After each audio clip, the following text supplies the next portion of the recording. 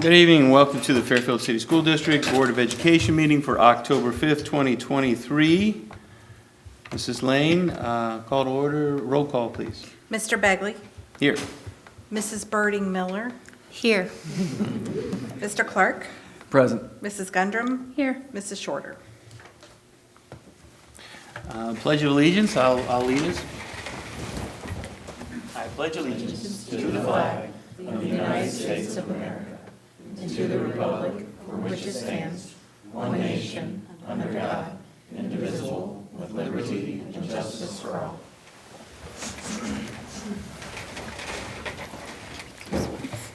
Great, thank you. Mr. Smith, presentations and resolutions. Yes, Mr. Begley and members of the board, we have one presentation this evening. Our first presentation is in regard to our open enrollment program each year. We have this presentation as an update for the board and our community. As we have said on many occasions, there are a lot of misconceptions about our open enrollment program across the district. At this time, I will turn it over to our Director of Student Services, Mr. Matt Crapo. Good evening, members of the board. I'm happy to be here again to deliver the open enrollment overview.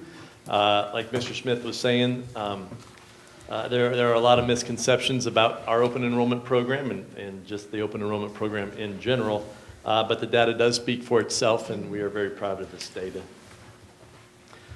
As with any piece of data, it's determined on when you're able to pull it. So the open enrollment program is kind of fluid as students might move in and out of the district, out of the district.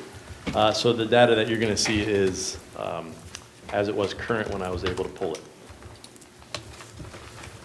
We do have policies and general requirements and considerations around the open enrollment program. For example, we will not increase staffing due to open enrollment. We cannot use artistic, academic, or athletic criteria as a selection. We cannot limit students who are ESL or on an IEP unless programs are at capacity. Cannot exceed class size requirements. We cannot accept students who have been suspended for 10 consecutive days or have been recommended for an expulsion. Students are accepted on a first-come, first-served basis. Current students who move out of the district are a priority for being accepted. Their fees must be paid. Open enrollment may be revoked due to 12 unexcused absences, repeated or serious violations of the Code of Conduct, including the 10-day suspension. We cannot create a racial imbalance. Applications are accepted from the first Thursday in April through the last Friday in May. And then again, we do have policies regarding all these. This is a very tight process, and we follow it every year. As far as data is concerned, we're going to start with the financial overview. I've got data backed up from 2017 through the current. You can see year in, year out, we do generate net money. So we are gaining from this past year, $309,877. If we did not have open enrollment, however, we would have lost $1.3 million. So the open enrollment the program does help us out in that capacity. As far as our attendance data, the next 2 pages of slides are going to review the data from 2017-18 school year up through the current. As you go through each particular graph, you'll see that the open enrolled students, if they don't beat the non-open enrolled students, it's right at that level. So there's no major difference in attendance between the open enrolled and non-open enrolled students.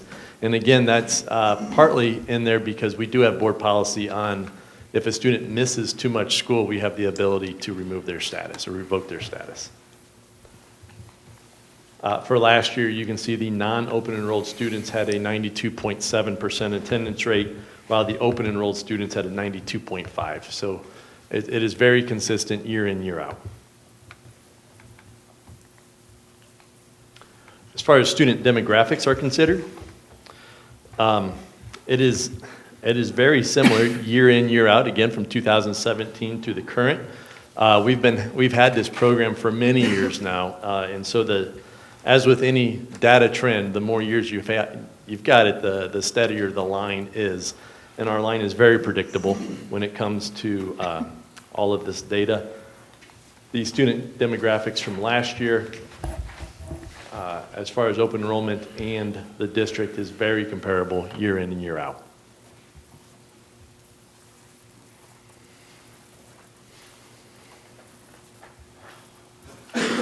Open enrollment by grade level, this can vary because it's, again, dependent on size, class sizes, the school sizes, how much they can accept, the number of teachers that we have.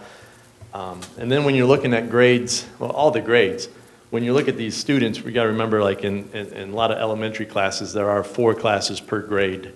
So when you're adding 10 students, you're really only adding 2 kids in a particular class. Or in high school, when you're adding 64 kids, we do have 2,400 kids in the high school. So 64 is a very small percentage, especially when you divide it across.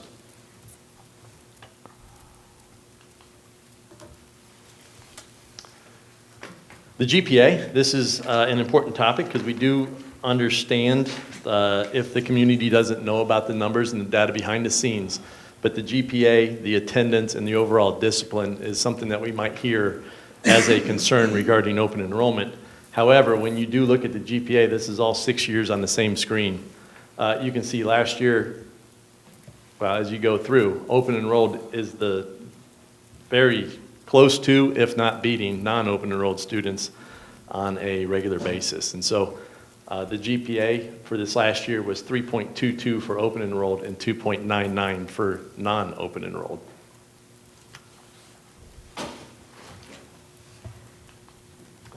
As far as discipline goes, this is very consistent, again, year over year out.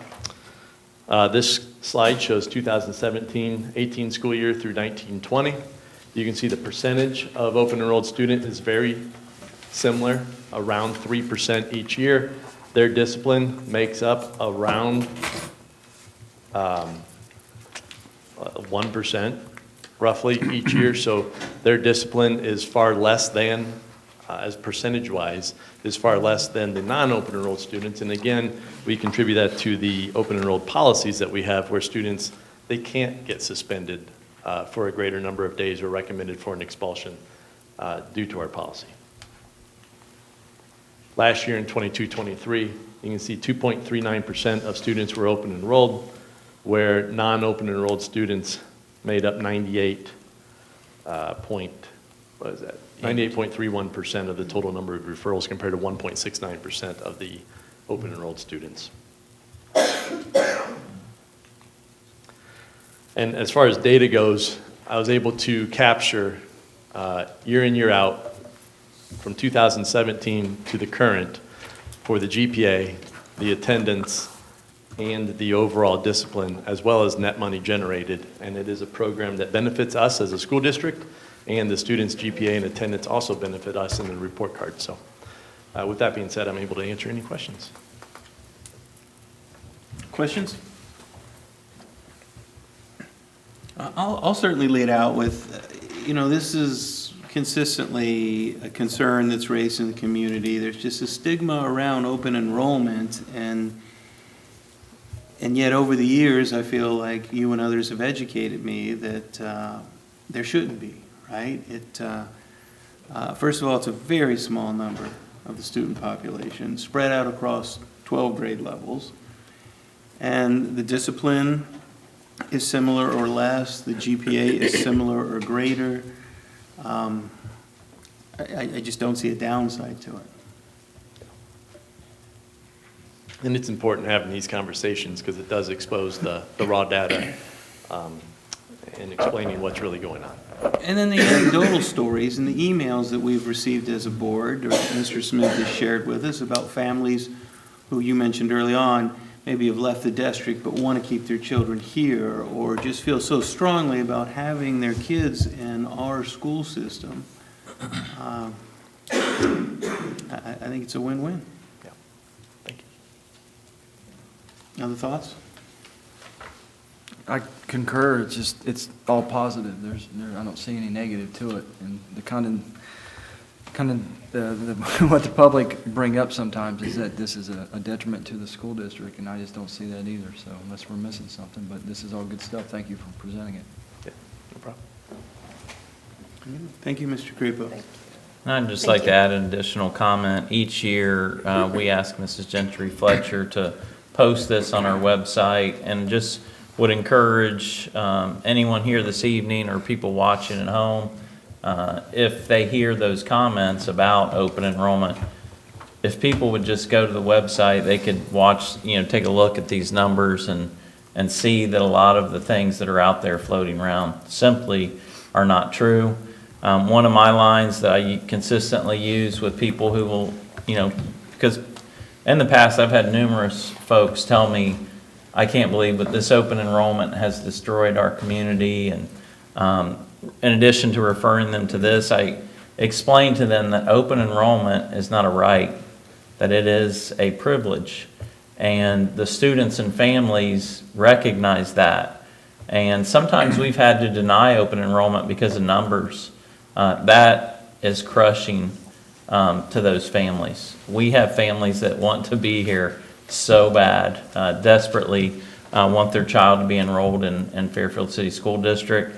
Now that we've gone to different processes, we don't have people camping out at night, but they would do it if they had to, if it meant that would guarantee a spot for their child in our school district. And I think that says a lot about our school district and what we do every day.